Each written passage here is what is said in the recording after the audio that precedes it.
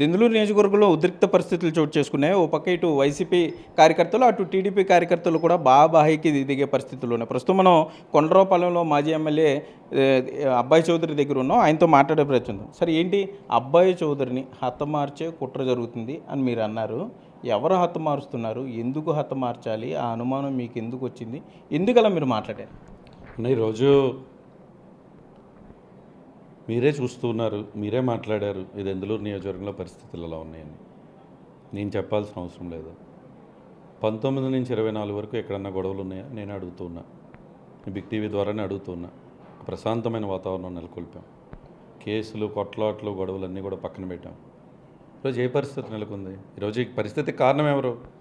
నిన్న ఇక్కడ ఉన్నటువంటి శాసనసభ్యుడు జోగనపాలెం అనేటువంటి గ్రామంలో మాట్లాడుతూ వెళ్ళి ఆ అబ్బాయి చౌదరి ఇల్లు దగ్గర ముట్టడించండి, అక్కడే వంట వార్పులు చేయండి అని ప్రకటించింది ఎవరు? ఎవరు ప్రకటించారు? అంటే వేలాదిగా మా ఇంటి మీదకి దాడి చేయమని చెప్పి దాని అర్థం ఏంటి? రాత్రి నుంచి అబ్బాయి చౌదరి అన్నా నువ్వు హైదరాబాద్ వెళ్ళిపో, ఇక్కడ ఉండొద్దు, మీ మీద కుట్ర జరుగుతుంది, మీ ఇంటి మీద దాడి చేయబోతున్నారు అని 100 ఫోన్లు.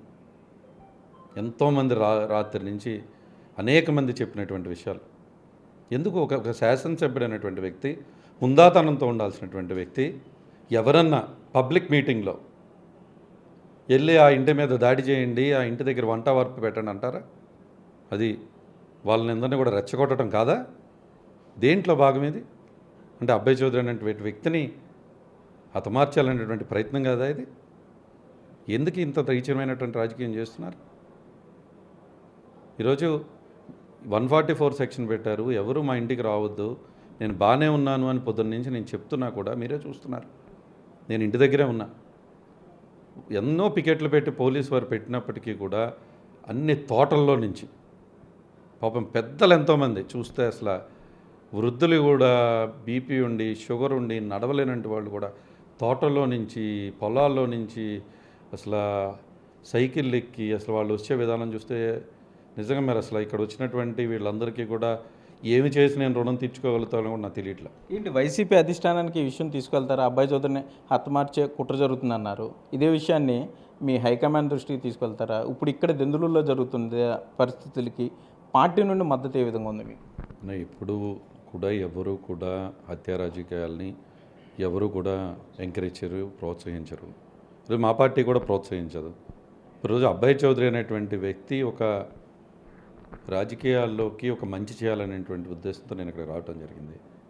ఈరోజు ఈ రాజకీయానికి నేను అడ్డు కాబట్టి నన్ను తొలగించాలనేటువంటి ప్రయత్నం చేస్తే తప్పకుండా ఈరోజు మేము 4 దశాబ్దాలుగా రాజకీయాల్లో ఉన్నాం. ఈరోజు మా నియోజకవర్గంలో మమ్మల్ని ప్రేమించి మమ్మల్ని అభిమానించేటువంటి వందలాది వేలాది కుటుంబాలు ఉన్నాయి. వాళ్ళందరూ మాకు అండగా ఉన్నారు. ఈరోజు డెఫినెట్గా పార్టీ సపోర్ట్ చేస్తుంది, అందరూ కూడా ప్రజలు ఆశీర్వదిస్తారు. నాకు తెలిసి ఈయన చేస్తున్నటువంటి ప్రయత్నాలని చంద్రబాబు నాయుడు గారు ఎంకరేజ్ చేస్తారా?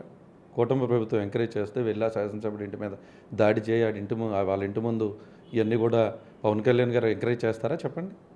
పవన్ కళ్యాణ్ గారు ఏమన్నా ఇక్కడికి వచ్చి ఒక మాజీ శాసనసభ్యుడిగా చేసినటువంటి వ్యక్తి ఇంటి ముందుకు వచ్చి మీరు వంట వార్పులు పెట్టండి అంటారా? ఏంటి వీళ్ళు చెప్తున్న నేపం? కొల్లేరు గ్రామంలో ఒక్క వ్యక్తి కన్నా అబ్బాయి చౌదరి బాకీ ఉన్నాడా? ఏ గ్రామానికన్నా అబ్బాయి చౌదరి బాకీ ఉన్నాడా? నా వ్యక్తిత్వం ఏంటో, అబ్బాయి చౌదరి ఏంటో ఈరోజు రాష్ట్రం అంతా తెలుసు. మా పార్టీలో ఉన్నట్టు మా పెద్దలు జగన్మోహన్ రెడ్డి గారికి తెలుసు, కూటమిలో ఉన్నటువంటి చంద్రబాబు గారికి తెలుసా అనుకుంటున్నా. అంటే పొలిటికల్ రైవలరీ చింతమనేనికి నాకు అని చెప్పి మీరు చెప్పారు. గతంలో మీరు ఎమ్మెల్యేగా ఉన్నప్పుడు కూడా ఇటు నుండి పొలిటికల్ హాట్ కామెంట్స్ వెళ్ళినాయి. ఇప్పుడు వారు ఎమ్మెల్యేగా ఉన్నారు, అటు నుండి హాట్ కామెంట్స్ వస్తున్నాయి. మరలా మీరు మాట్లాడడం జరిగింది, ఎవరైతే ఇప్పుడు అక్కడ నిరసన చేస్తున్నారో ఎవరిని వదిలిపెట్టం, అందరిని గుర్తుపెట్టుకుంటాం అని చెప్తున్నారు. సో అసలు దీన్ని మరి ఎట్లా ఈ ఫుల్ స్టాప్ మీరు వచ్చినప్పుడు వాళ్ళు వచ్చినప్పుడు మీరంటే ఎక్కడ ఆగుద్ది ఇది? నేను ఎవరిని కూడా అక్కడ చేస్తున్నటువంటి ధర్నాల్లో పాల్గొన్న వాళ్ళని ఎవరిని వదిలిపెట్టినా నేను అనట్లా.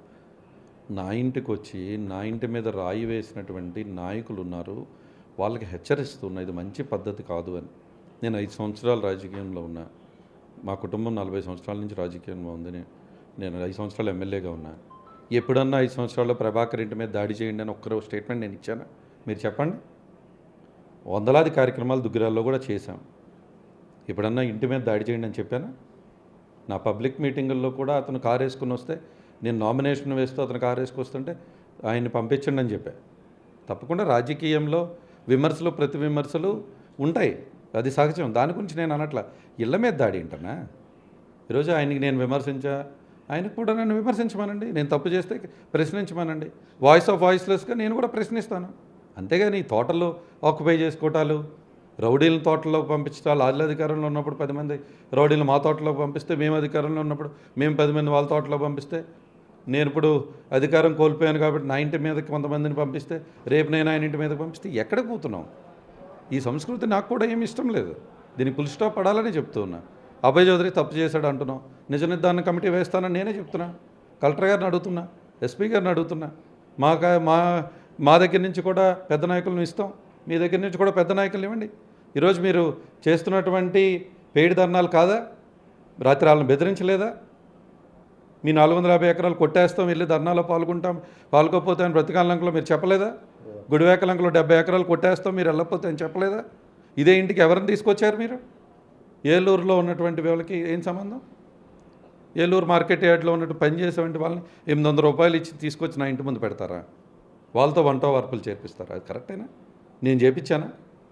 ఇది కరెక్ట్ సరైన రాజకీయం కాదని తెలియజేస్తాను. ఓకే, అయితే మొత్తం మీద చూసుకుంటే దెందులూరు మాజీ ఎమ్మెల్యే అభయ్ చౌదరి ఒకటే చెప్తున్నారు, జిల్లా కలెక్టర్ ఆధ్వర్యంలో లేదా జిల్లా అధికారుల ఆధ్వర్యంలో నిజ నిర్ధారణ కమిటీ వేయండి, కొల్లేరు వాసులకి తాను ఏమైనా అన్యాయం చేస్తే వెంటనే దాన్ని సరిదిద్దుకునే ప్రయత్నం చేస్తారు. కానీ కావాలని కొల్లేరు వాసులను రెచ్చగొట్టి దెందులూరు మాజీ ఎమ్మెల్యే అభయ్ చౌదరి ఇంటికి పంపించి గొడవ చేసే పరిస్థితులు వస్తే మాత్రం చూస్తూ ఊరుకోమని కూడా దెందులూరు మాజీ ఎమ్మెల్యే అభయ్ చౌదరి చెప్పే పరిస్థితులు అయితే ఇక్కడ ఉన్నాయి. కెమెరామెన్ భాగ్యరాజ్తో సాగర్ బిగ్ టీవీ, కొండరావుపాలెం నుండి.